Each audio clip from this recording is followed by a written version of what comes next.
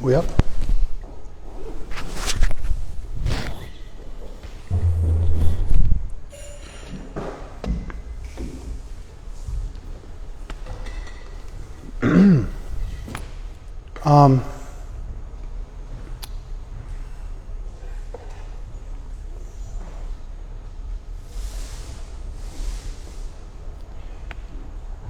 I'm writing an excerpt for a book on the history of yoga.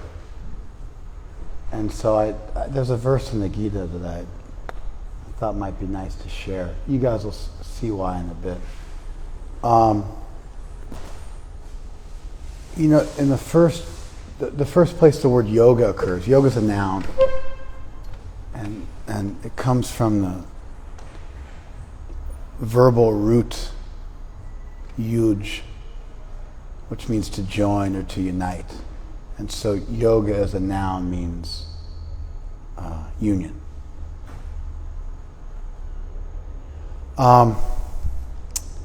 Verbal, if you're familiar with language, or if you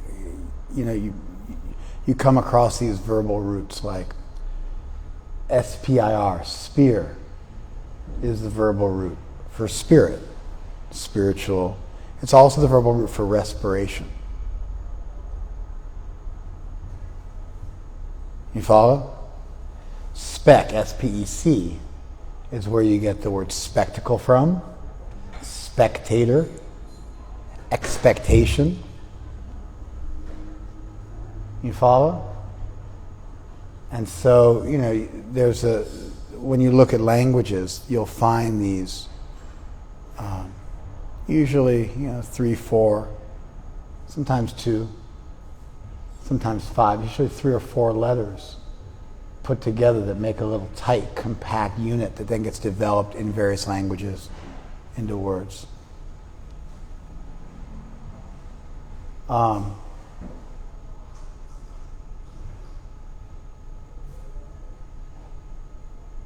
right. So,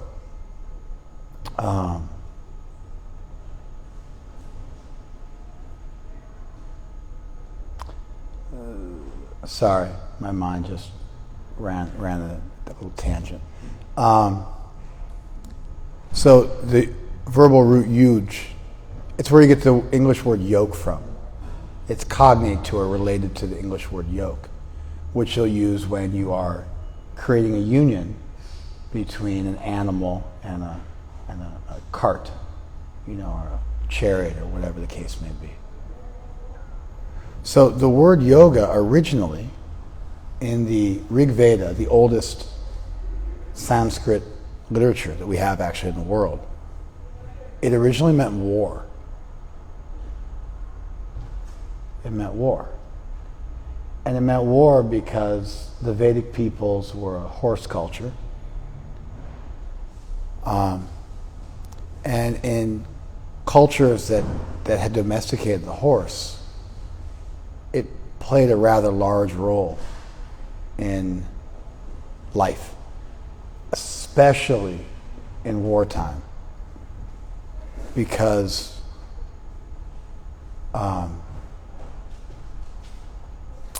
mounted cavalry has a very decided advantage.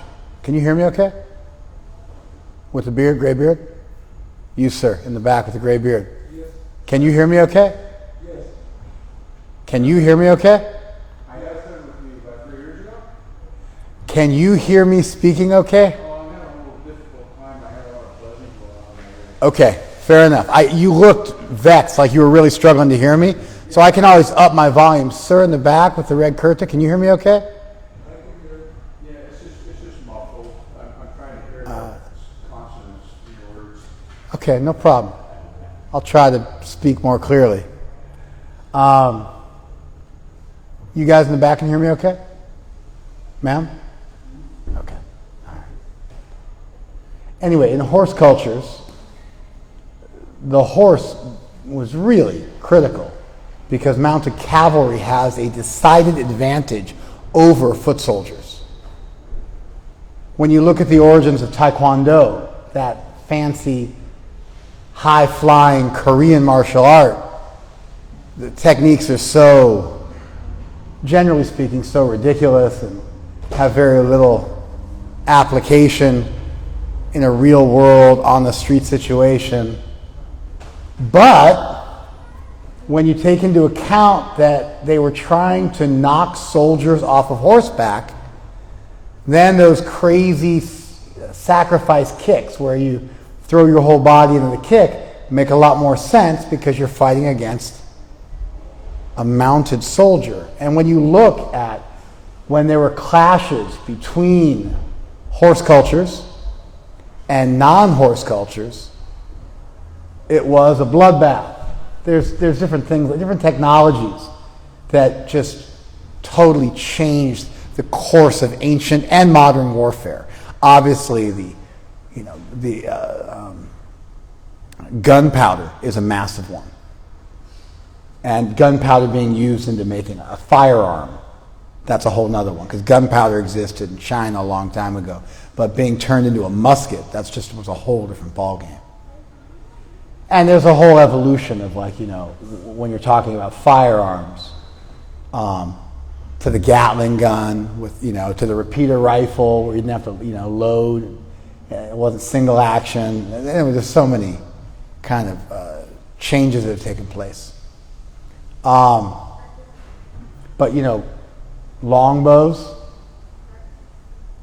crossbows, horses, these were some of the massive evolutions in the history of warfare. And when you look at, for instance, like when the Muslims rolled into India and went into Bengal on horseback, nobody could do anything. You ever see how they have swords that they use on horseback? I don't know if you've ever seen the sabers that they use when they fight on horseback.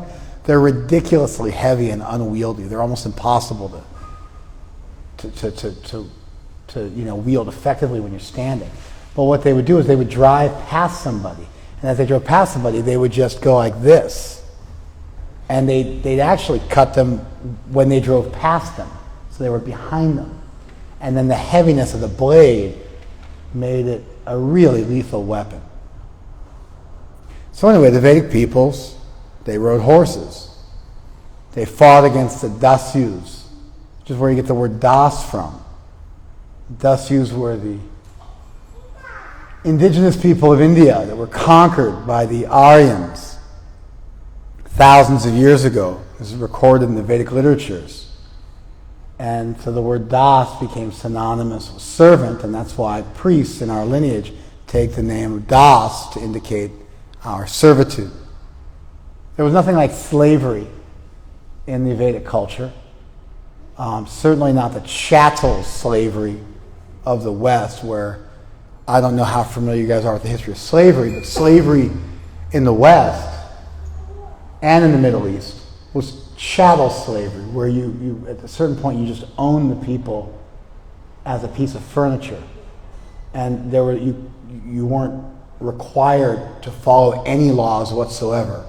So just like you could take a table and you cut the table up into pieces, and it's totally your right to do that. In chattel slavery, which is what we had in the U.S., you could just amputate the limbs off of a slave for no reason other than your own amusement, if you wanted to. And you have you have slavery with rights. The Romans, there are some rights for the slaves. In the Middle East even, there's some rights for the slaves. At least there were at some point. Then you get into things like indentured servitude, where you're not a slave, but you're forced to work. Even in our legal system, with the Emancipation Proclamation, there was an exception made that people who were prisoners could be forced to labor. And that's where you get forced labor camps, even to this day, that become to some extent like a modern form of slavery, where prisoners are forced to work against their will for next to nothing. There's no minimum wage requirements for them, and companies that use prison labor skirt the minimum wage requirements, and the privatized prisons make a bunch of money off it. And the big business in the prison industrial complex, they also make a bunch of money. And sometimes modern day slaves in the form of prisoners end up working for 10 or 20 cents an hour. Do you know that? You guys all know this? Yeah? From me, okay. I don't know if you guys actually know this, if you're just saying you do.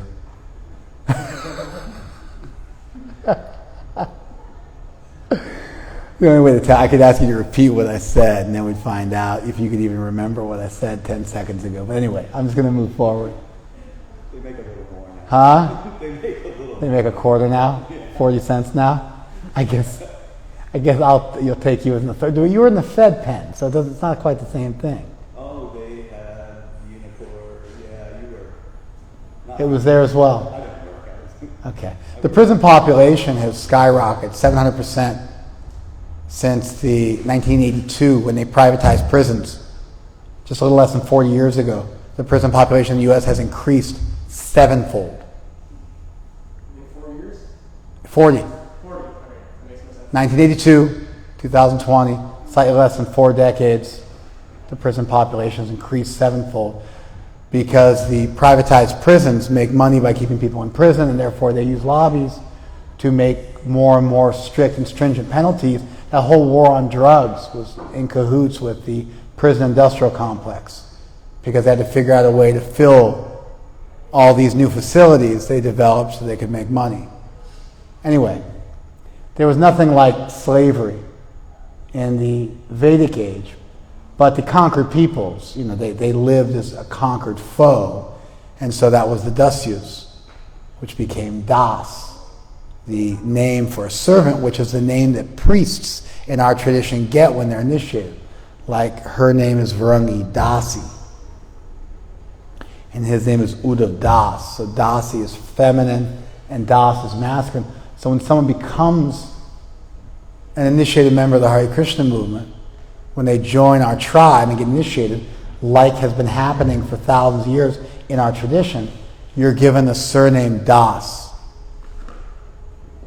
Now, you're from India. When you see, and somebody's last name is Das, what does it indicate? Like the material. Material. So he's from the certain part of India, which is Bengal, where they have a last name from Das. Well, what does it say about the person? He's a servant. Yeah. You know this? Manibai, you know this? When you were living in India, if you met someone named Das, it means they're a Shudra, right? And the word Dasi is almost synonymous with a courtesan,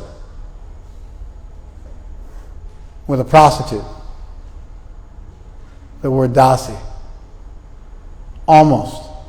It means female servant, but the culture was that sometimes the person employing the female servants would have intercourse with them, and sometimes even children with them. And so the word Dasi became almost synonymous with courtesans.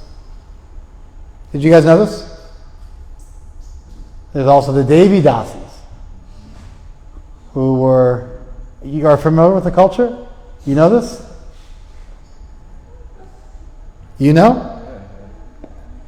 There was a whole thing in India, 1,000 years ago or so, even within the last few hundred years, but it thrived maybe in the 12th century. But kings would have temples that they patronized. Sometimes the kings would give a village to a temple, which meant that the village taxes went to maintain the temple. And it was a way to maintain a temple in perpetuity. And then the temples would oftentimes have dancers. And the dancers would live just outside the temple complex. And the dancers would be Devidasis. And they would dance at the temple in front of the deity at certain, during certain auspicious occasions. And, for like celebrations. The Jagannath Temple has a whole culture of this. And then on the side, they would work as prostitutes. And it was understood they were married to the deity, but they would also have some patron clients that they would have relations with, and that's how they support themselves. Did you guys know this? There's a whole Hijra community also. There's a whole transgender community within India. They also dance at public events. And they have kind of a part of town they live in, and they have temples they go to, but they also have the right to dance at auspicious occasions, like birth ceremonies or weddings, etc. And then they're given charity. And that's how their community is able to maintain themselves.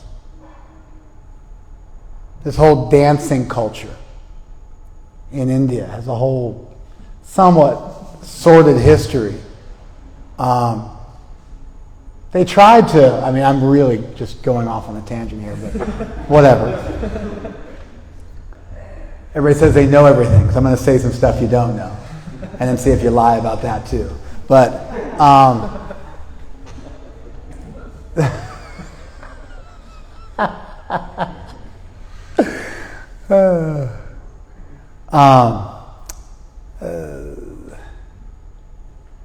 there's a whole Bharatanatyam, which is the dance of India. Bharatanatyam. It's like Brahmin women, like high class people dancing. They usually have a deity of Saraswati, the goddess of learning, in their dance halls. That whole thing was invented in the last century. There was a lady who traveled around the U.S., learned some ballet moves and some other contemporary dance in the early 1900s, went back to India and started Bharatanatyam. It didn't exist. It got what's called a Sanskritization. They gave it some fancy Sanskrit names, and they tried to reinvent it as something Indian. But it was really a mix mash. If you look at the techniques they're taught in Bharatanatyam, a bunch of them come from Western dance. There are Western dance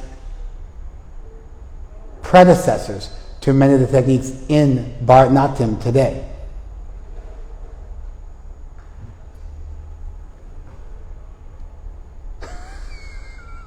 There was Natya, there was dance, but the dance was done by courtesans. Essentially, they were exotic dancers. There were no non-exotic dancers in India.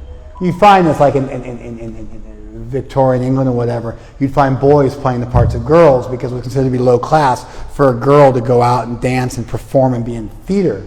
And so the women who did that, they were all these courtesans. But they did a little bit of a whitewash, a Sanskrit wash of the dancing culture, and then they reintroduced it. And now, really like wealthy people get their kids to do dance and do dance performance, and we even do them in our temple.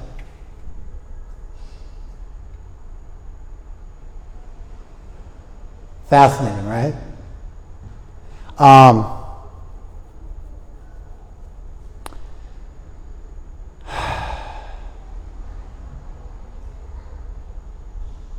Anyway, in the Vedic culture, which wasn't all bells and whistles, it wasn't all roses and unicorns, they were a horse culture, and they were a violent horse culture. And the word yoga, its original usage in the Sanskrit language for the first time, occurs in the oldest Sanskrit text in the world, the Rig Veda, and it is used to mean war.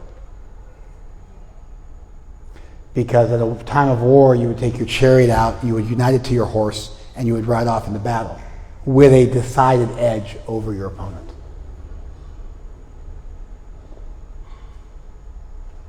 That term yoga got reinterpreted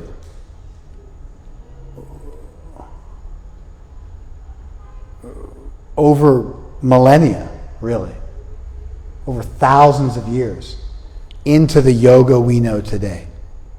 In the Kathopanishad, yoga was understood to be control of the mind, so that you could control your mind and senses and then be able to engage in meditation.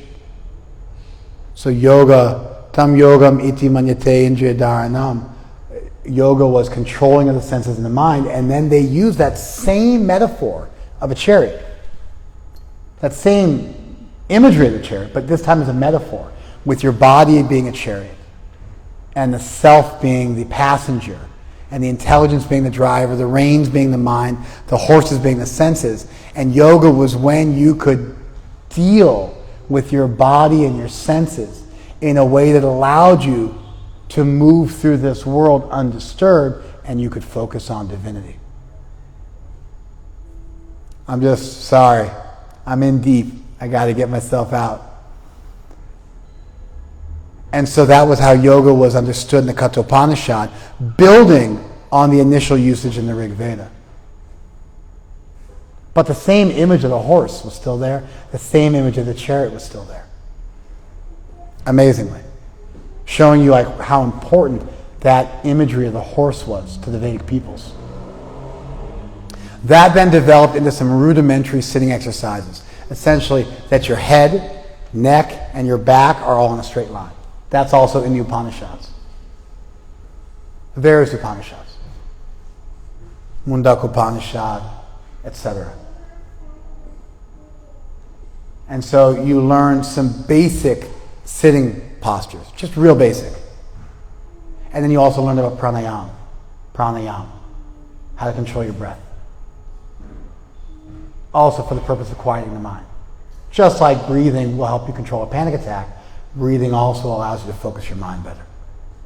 In fact, when serious sadhakas chant japa, you coordinate your breathing with your chanting.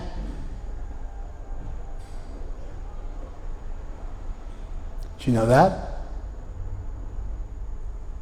Huh? Yeah, I do. I'm not asking you. Do you know that?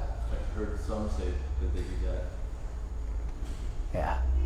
You coordinate your breathing with your chanting. Sure, buddy. I heard from this guy. Huh? You coordinate your breathing with your chanting. Generally, if you have a little practice at it, you can usually chant 5 mantras, sometimes even 6 on a single breath. And so automatically, through chanting mantra, you also perform pranayama.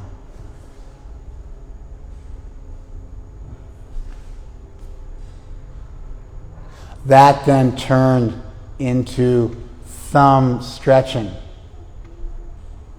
Yatna shaitalya samapati bhyam.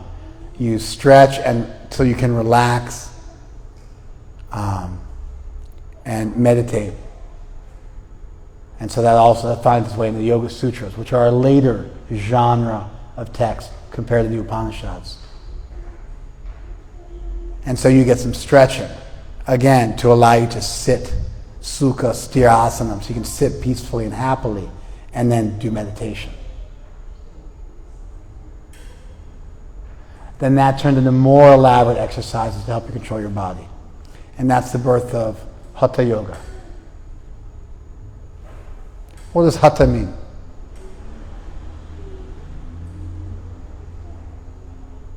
See, I got to start asking questions.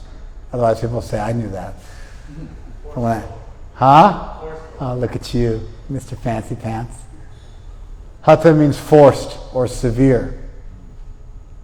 And so within the Hatha tradition, then hey, Ishwarji, you want to sit here? Yeah. Sit here. You want to sit here? Yeah. More comfortable, right? Sit here. Not there, on the other side of the Mridanga, so he's not so close. I'm not sick, but I don't want to take any risk of getting you sick. If you get me sick, it's not so bad. But if I got you sick, that would be very bad. I don't want to get you sick. I'm a little younger than you. So Rig Veda, yoga is war, uniting your chariot to your horse. Kathopanishad, it's controlling the senses and the mind and using that chariot and reining it in so you can meditate. A little bit of pranayama, a little bit of asana, but not much. Yoga Sutras, a little stretching, learning how to relax while you stretch so you can sit peacefully and comfortably for long periods of time, always to meditate. Then, Hatha. And that's where you get the elaborate evolution of many, many different standing and sitting postures, along with bandhas and mudras, different contractings and blockings of various passages within your body, to fuel pranayama. You get the idea of the body being thermodynamic, heat under pressure, hydraulic, water under pressure, and pneumatic, air under pressure. And you learn how to stop some parts of your body with mudras, and you learn how to push energy through your body with bandhas, and that becomes the whole alchemical fascination within the Yoga Sutras. And the alchemy within the within the Yoga tradition. And the alchemy within the Yoga tradition is called Rasa Siddha, which is to control the liquids within the body. And that became the alchemical tradition. And they did a whole yatta lohe tata dehe. As you find in the mineral world, you also find within the body. And so you found a preoccupation with mineralogy, just like in all alchemical traditions, in an attempt to find the philosopher's stone and the universal solvent and the fountain of youth. Like that.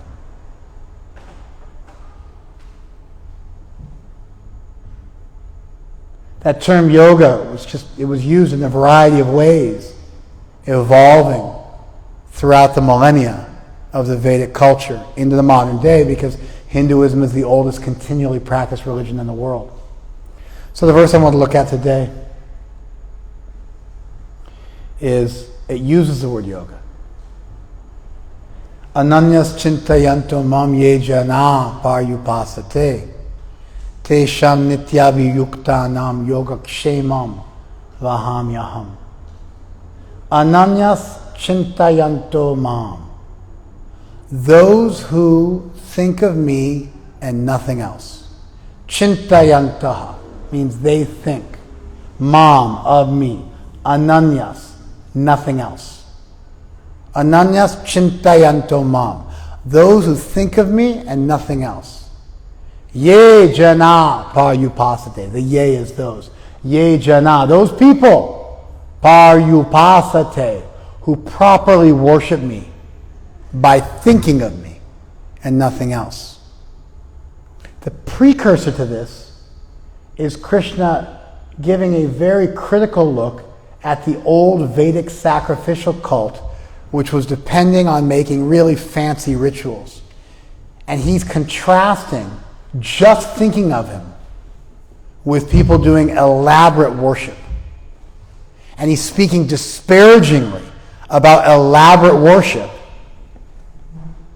And he's speaking favorably about merely thinking of God. You might think, wow, we got off cheap, until you actually try to think of Krishna. And then you realize it's a lot easier to do a fancy ritual and pay some money than it is to chasten and yoga and yoke your own mind. Tesham nityabhiyuktanam. For those people who worship me properly by thinking of me and nothing else.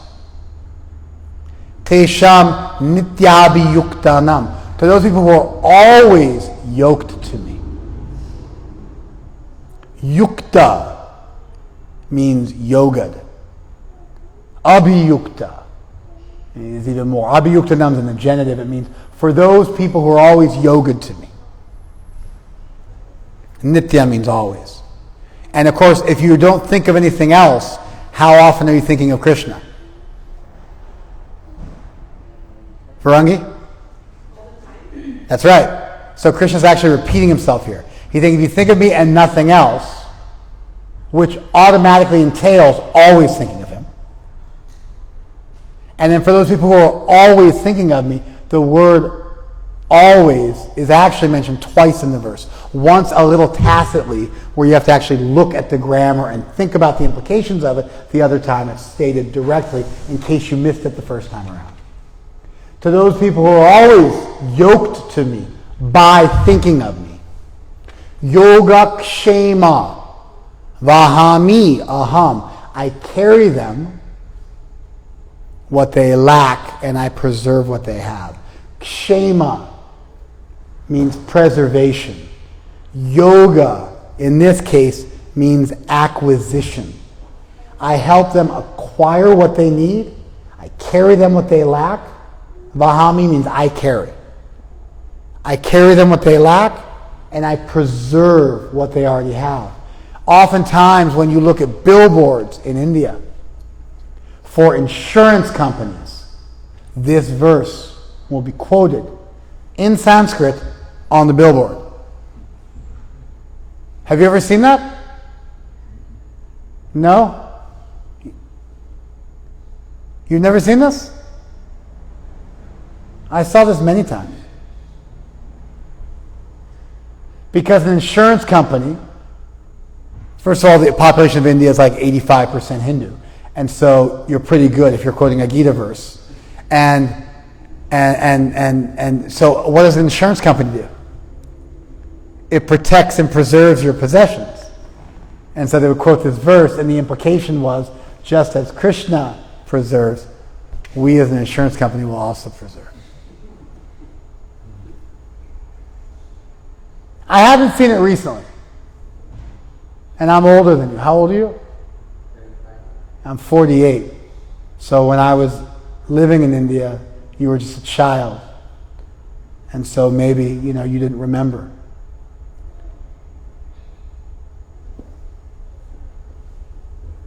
I saw so many times on Padayatra.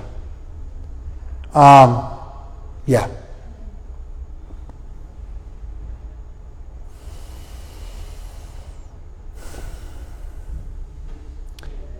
But those who always worship me with exclusive devotion, meditating on my transcendental form. See how Prabhupada adds that? My form, devotion. There's evidence for it.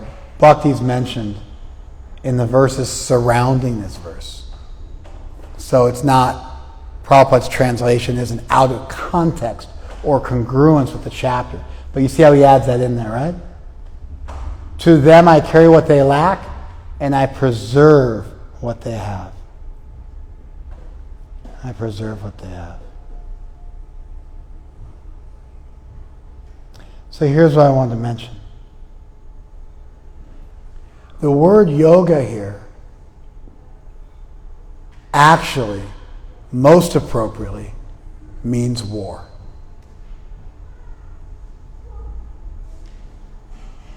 Remember I told you about the evolution of yoga?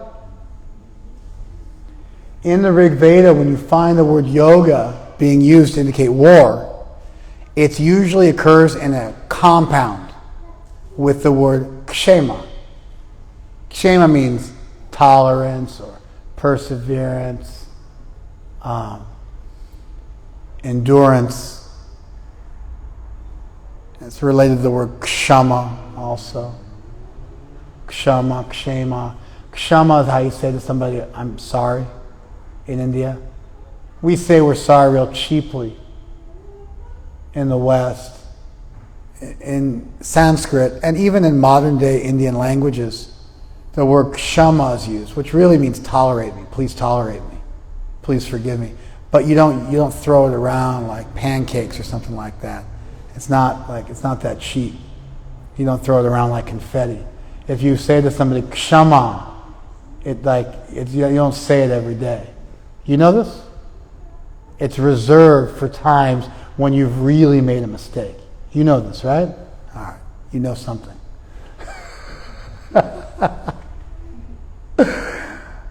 You know this?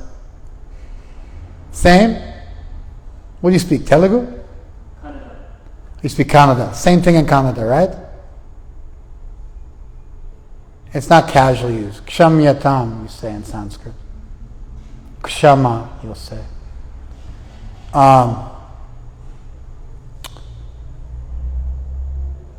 So yeah, the word yoga kshema as a compound means war and peace. And that usage of the term fits like a glove.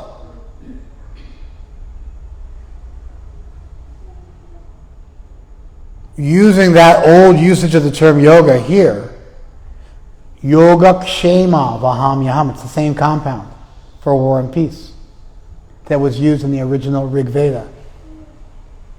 but it works perfectly well here. Why does it work perfectly well here, Kim?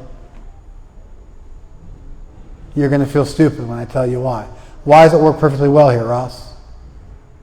You're also going to feel foolish. Why does it work perfectly well here, Uddhava? Oh my God, I'm dying. You guys are killing me. Say War and Peace. Yeah, like the Leo Tolstoy novel. Why does it work here perfectly well? That's right, you're on a battlefield. Arjuna was on a battlefield. A battle was about to take place. Krishna was speaking to Arjuna about fighting in a battle. Therefore, the military usage of the term yoga to mean war and the compound as war and peace works perfectly well because he was in a war. Feel foolish? How about you? You also? Right, it's just like, you see the forest? No, I can't, there's too many trees. Where's the forest? I just see a bunch of trees.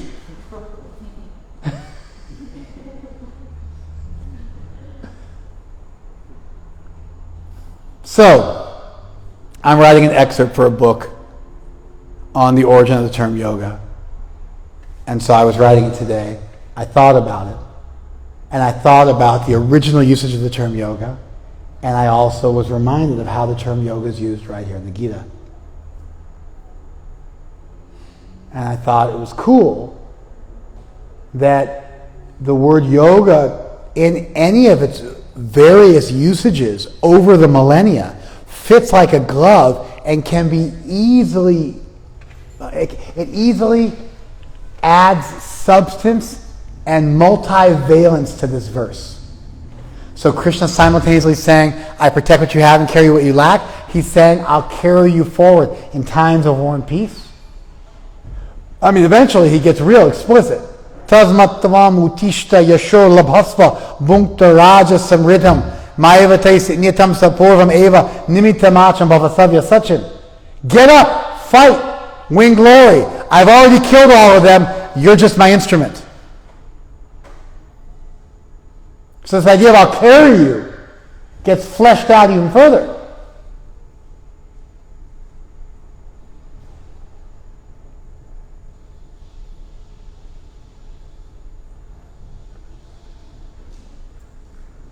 I'll make a couple other points.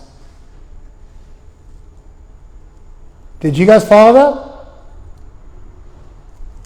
I gave you an introduction to the warring Indian culture, to the origin of our term das, to the Naucha culture and the dancers and the dasyus of the Veda and the Aryans and the original use of the term and how it evolved over millennia through a variety of different stopping points.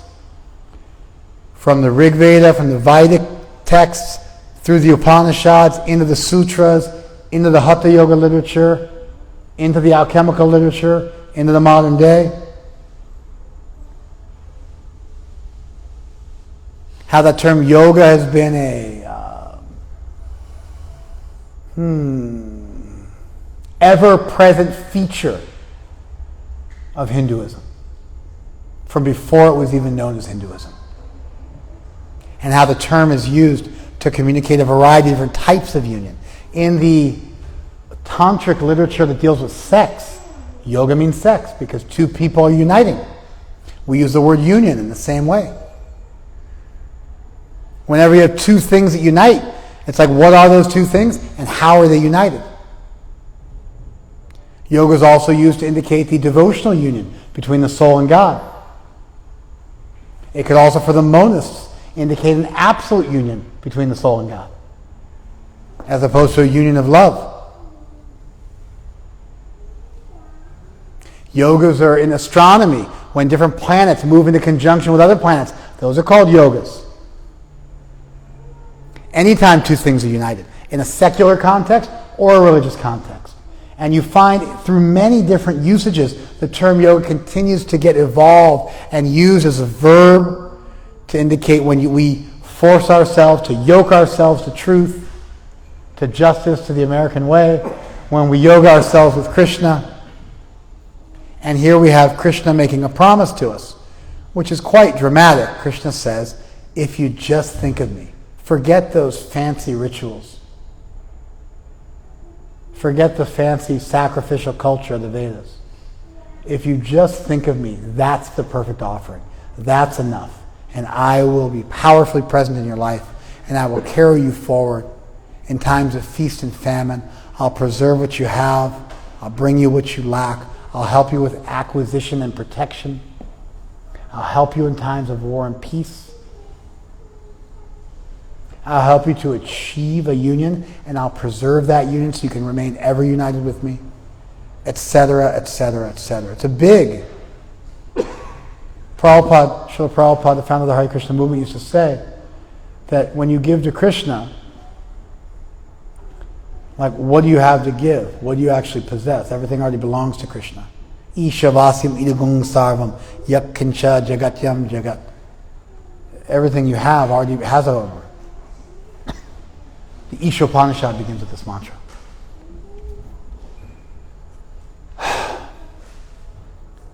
But then Krishna, who possesses everything, he thinks, oh, you've given me all that you have, even though it's borrowed plumes.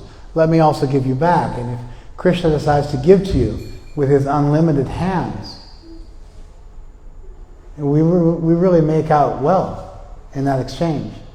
We give our heart and soul to Krishna. We think of Krishna.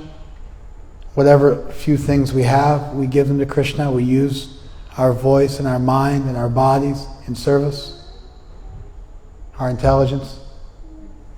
And then Krishna gives back to us. But we become the winners in that exchange. We're blessed in that exchange. It's a big promise that's made here. There was a pundit named Arjuna Acharya, his Odishan pundit, maybe 1,000 years ago, a little less, 800 years ago. It doesn't make sense to him that Krishna would personally carry you. Krishna's God. And so he changed the word from vahamyaham to karomyaham, which means I make it be done. Meaning that Krishna facilitates it, but not that he personally does it.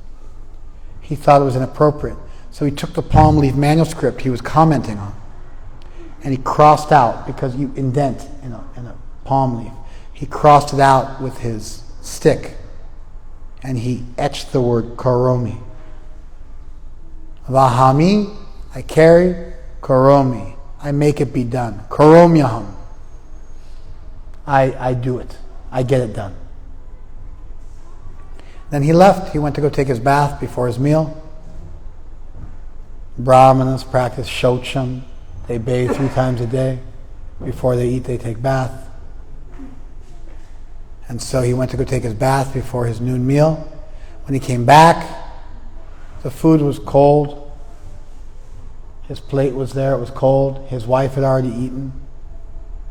His wife never, in their whole history of their marriage, ever ate before her husband.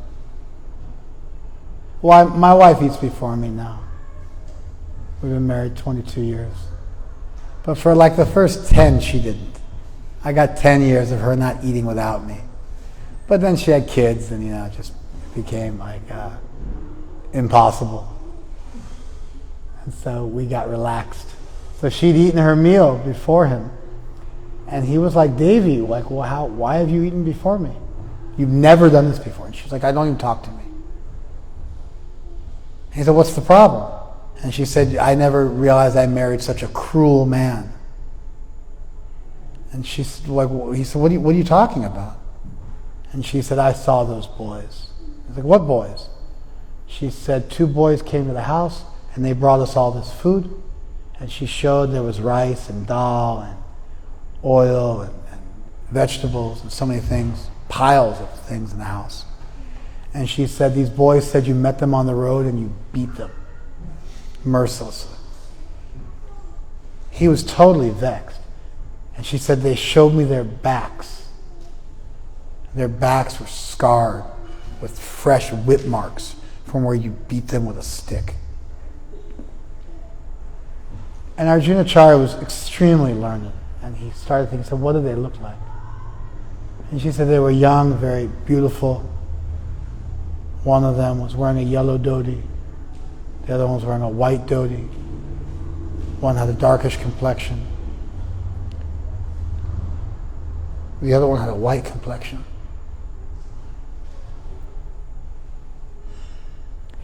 And Arjunacharya understood. And he immediately went and corrected himself and crossed out what he had crossed out and wrote back the word Vahami. One of our acharyas 5 centuries ago, Jiva Goswami, explains it. He says that a king can get things done through his ministers,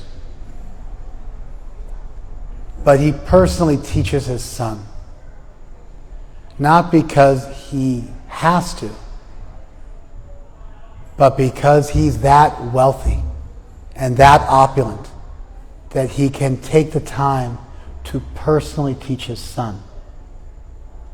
And that's actually a manifestation of his power, not of his weakness.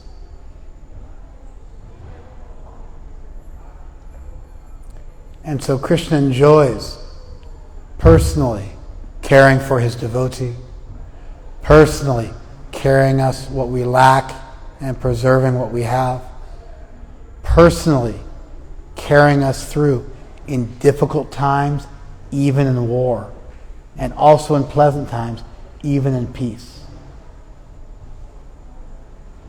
And all we need to do to open the door for that miracle to occur, for Krishna to become personally involved in our life, is just open up our minds and hearts. It's that simple.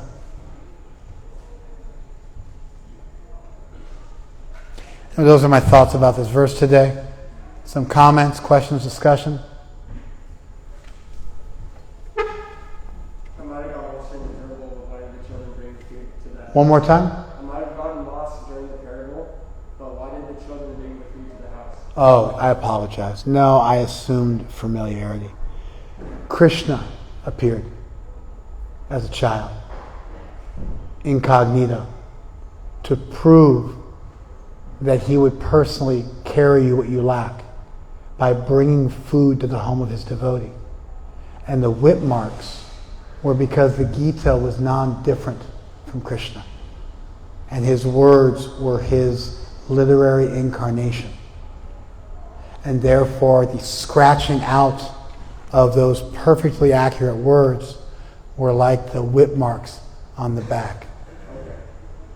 I apologize. I just kind of skipped over that. Thank you. Thank you for asking for that. More?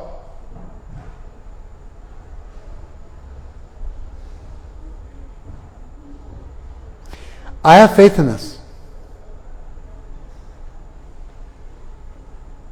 I have faith in the parable. For me, it's not a parable. It's a history from one of our saints. I have faith in it. I believe it's trans-historical and that it represents an eternal truth. But Krishna touched me in my life powerfully. And so the idea that he became involved in the lives of my predecessors is like obvious.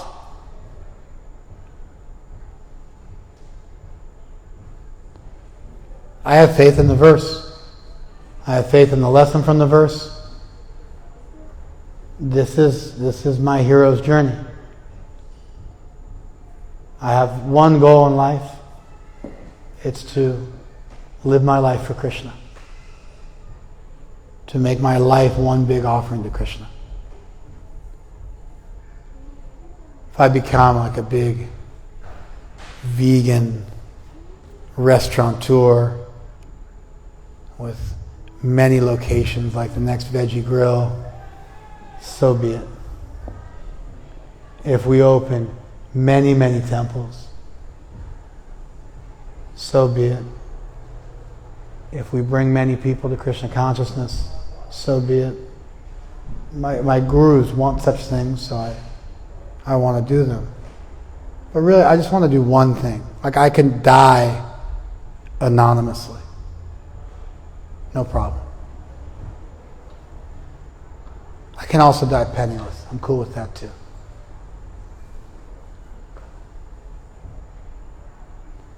I just want, throughout the course of my life and at the end of my life, that I can report that I thought of Krishna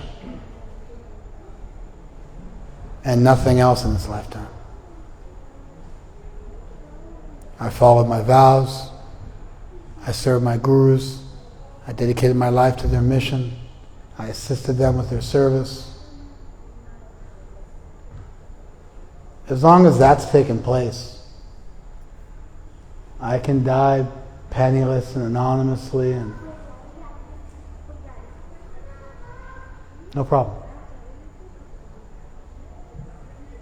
I read this, I'm like, that's what I want. And I think it's absolutely, positively possible. I don't have any doubt it's possible. I have so many of my elders live a life like this. And just as I've been dipping my toe over the last 30 years, miracles have occurred in my life.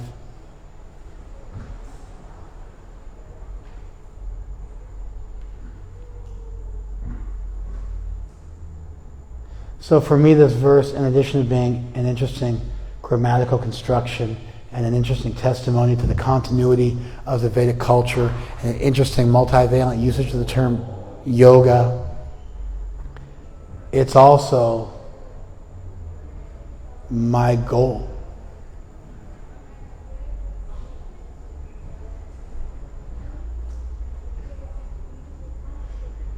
All right, let's do a kirtan. Thank you very much.